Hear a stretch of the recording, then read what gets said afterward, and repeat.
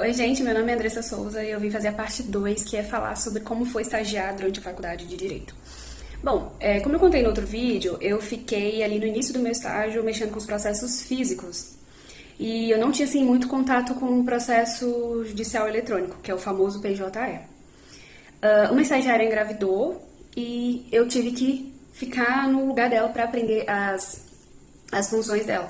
Então eu saí dessa parte de processo físico para ir para o processo digital, que eram fazer as conferências de petição inicial e atender as partes no balcão. Então eu ficava ali de frente para o balcão, sempre meu lugar era de frente para o balcão.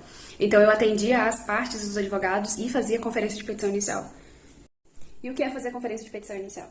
Então, quando a parte ela entra com um processo, o pessoal ali da secretaria, do cartório, que era onde eu estagiava, nós éramos os primeiros a ter contato com aquele processo, a ler a petição inicial.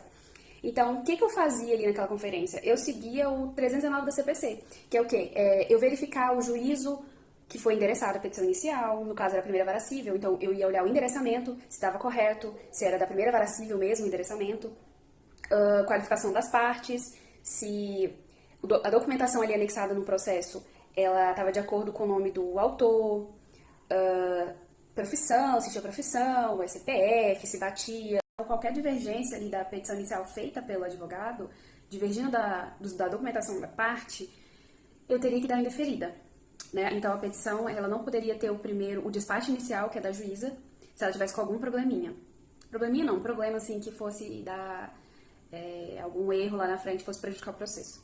Então ele não ia ter o despacho inicial. O que eu fazia? Eu dava certidão, eu emitia uma certidão de não conformidade, aí eu colocava a observação, qual o motivo da não conformidade do processo, e eu intimava o advogado para, no prazo de 5 dias, dependendo do motivo da não conformidade, se fosse custas processuais, se salvo engano, era 15 dias, como era emenda inicial, era 5 dias, se eu não me engano. Aí o advogado ele era intimado pelo sistema PJE, aí ele ficava ciente do que ele tinha que retificar naquele processo e ele fazia a diligência que a gente pedia, para o processo dele ter o despacho inicial para poder estar dando andamento, né? Ter citação, intimação e etc. Eu verificava também pagamento de custas processuais, né? Eu entrava no site, aí eu verificava se no site o advogado ele realmente tinha pago as custas, se o valor da custa estava batendo com o valor falar boleto, né, do boleto, se estava de acordo, se não, eu tinha que dar não conformidade, né, e intimar o advogado para ele emitir uma nova, uma nova DUA, para ele poder estar pagando.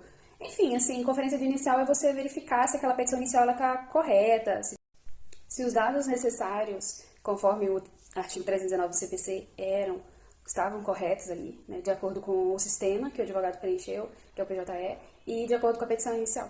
Durante ali a fase de processos físicos, eu procurei também ler, eram vários tipos de ações, vários. Então, assim, eu tive contato com vários tipos de ações, era uso capião, alienação fiduciária, busca e apreensão, enfim, vários tipos de processos. Então, eu aproveitava ali um tempinho livre e ficava lendo os processos, né? Tipo, nossa, busca e apreensão, como é que é uma petição de busca e apreensão? Eu lia aquela petição todinha, anotava artigos. Então, esse processo de ler processos, ficou redundante agora, mas o fato de eu estar lendo os processos me ajudaram muito, porque como eu falei, eu tive contato com muitos tipos de ações. Então, se eu quisesse entender como que era um tipo de ação, eu lia a petição inicial, aprendi os recursos também, apelação, agravo do instrumento. Então, assim, é bem enriquecedor. O estágio, ele ajuda muito a gente, porque a gente tem contato, né, como eu falei no outro vídeo, com as partes, com os advogados e com o processo ali. Então, assim, dá pra você aprender muito, dá pra você aproveitar muito. Quando eu tinha dúvidas ali com relação a alguma coisa no processo, eu perguntava para as analistas. O processo de estagiar, ele é muito enriquecedor. Eu aproveitei o máximo que eu pude, o máximo. Perguntava mesmo quando eu tinha dúvida, e li muita coisa. Quando eu achava um termo que eu não sabia o que era, eu pesquisava, dava um Google. Então, eu pegava e anotava no meu caderno os artigos que eu achava interessante. Então, é muito, muito enriquecedor o meu estágio. E é legal também o fato dos analistas ali estarem trabalhando, porque você vê que cada um, às vezes, tem interpretações diferentes a respeito de uma determinada situação. Então é isso, gente. Essa foi a minha experiência como estagiária na Faculdade de Direito. durante a faculdade de Direito. Eu espero que eu tenha conseguido ilustrar mais ou menos como é que foi esse meu estágio na vara civil. Espero que eu tenha incentivado vocês de alguma forma, você que está estudando Direito, você que está pensando no estágio de Direito, você que estava com dúvida como é o estágio de Direito. Eu espero sim que eu tenha conseguido ilustrar. E se sua dúvida é fazer ou não o estágio, se você tiver oportunidade, se você tiver tempo, faça. O estágio que eu fiz, a minha remuneração não era lá essas coisas, era mais ou menos 600 e pouco, se eu não me engano. Então, assim, não era algo que me ajudava.